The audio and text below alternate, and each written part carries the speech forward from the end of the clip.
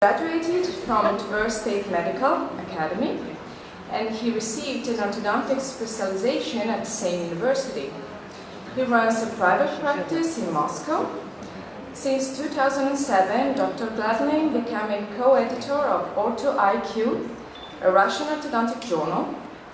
He dedicates to the aesthetic alternatives in orthodontic treatment, and this makes his practice more and more lingually orientated. And this will be also the topic of his presentation.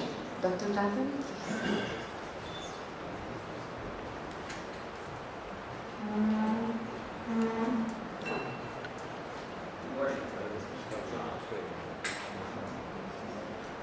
Good morning, dear friends and colleagues. Thank you so much for giving me the opportunity to take part in the huge congress like that. If it is needed for us to create the adequate biplane effect, like in this case, for example, we can thicken the pad made of composite, and as a result of it, we can create the biplane effect, which is highly needed for correction of deep bite cases. And on the other hand, if we don't need to do that, we just have to increase the comfort of the first days of adaptation for our patients. We definitely can, in these cases, either totally eliminate the presence of composite or make this layer much thinner. The sufficient biplane effect makes the bite correction efficient and very stable. We know it's quite good. And we know why it happens. It happens because of the buccal extrusion of posterior teeth, and the frontal intrusion too. Like in case of this young lady whose major concern was around the gingival smile which she was having when she was smiling, definitely she wants to correct it somehow. In a closer observation, you can see the deep bite, class 2, subdivision 2, traumatic over traumatic bite. That's how we were. Started before the beginning. There is no significant crowding. You can see it on the upper end, lower arch. That's how we were progressing. I bonded the system Innovation L. This is the first 012 knowledge which I began with. I am progressing slowly, and the reason why I was using Innovation L in her case was mainly concentrated with my desire to open up the bite. That's the end result. You can see some slight inflammation of gingiva, which is still persistent after bonding. That's the occlusal view of the upper arch and lower arch. By the end of the treatment, aesthetic brackets, buccally bonded on lower arch. Here we are 5 months within treatment, and the temporary buccal disocclusion, of which this patient was informed right from the very beginning of the treatment, is still persistent, but definitely will disappear by the end of the treatment.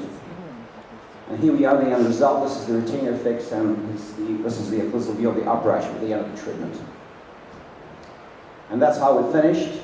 You can see the class 1 canine, class 1 bicuspid and molar relations. The deep bite was corrected. You can see some slight inflammation gingiva in that area because I had bonded brackets a few minutes ago. And here we are, we have corrected the deep bite. Back views, you can see class 1 molar and class 1 canine relation was retained. It is interesting to see that the gummus molar was corrected, and now we can observe only 1.5 millimeter here when she's smiling, which is ideal for the smile and after. The next lady. You can see here is bicuspid area. This is the first bicuspid, second bicuspid, and here's the only bicuspid in the area. It was, I don't know why it was extracted a long time ago. Protrusion, midline shift. Before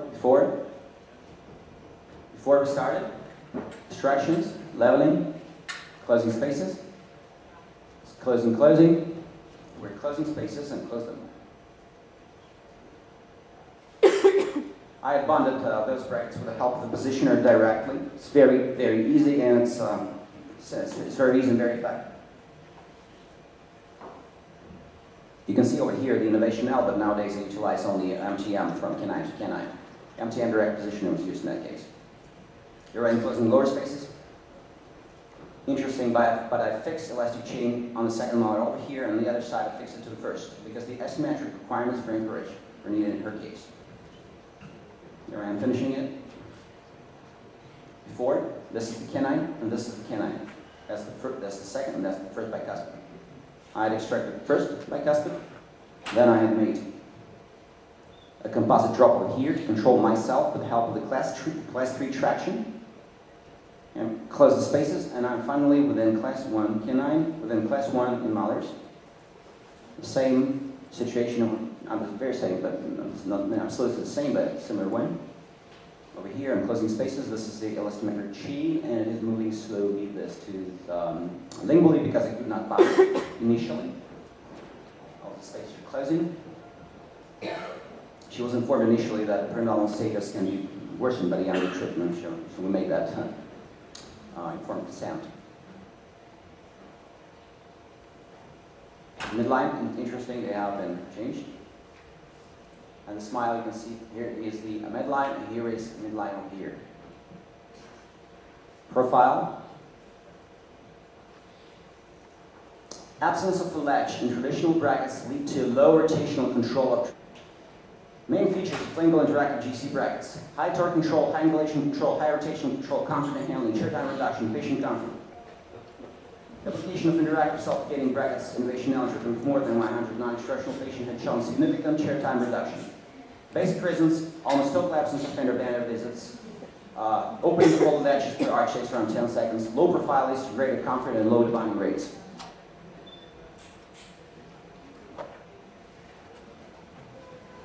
Space closure mechanics in instructional and non-instructional cases provides better rotational control over the tooth due to the latch control and higher speed of space closure due to lower friction.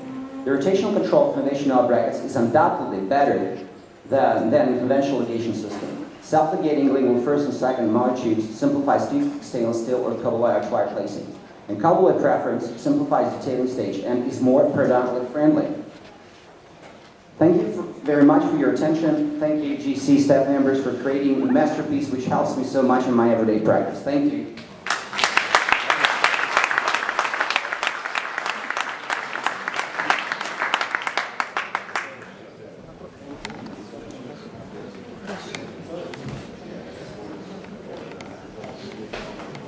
Thank you, Dr. Gladilin. And now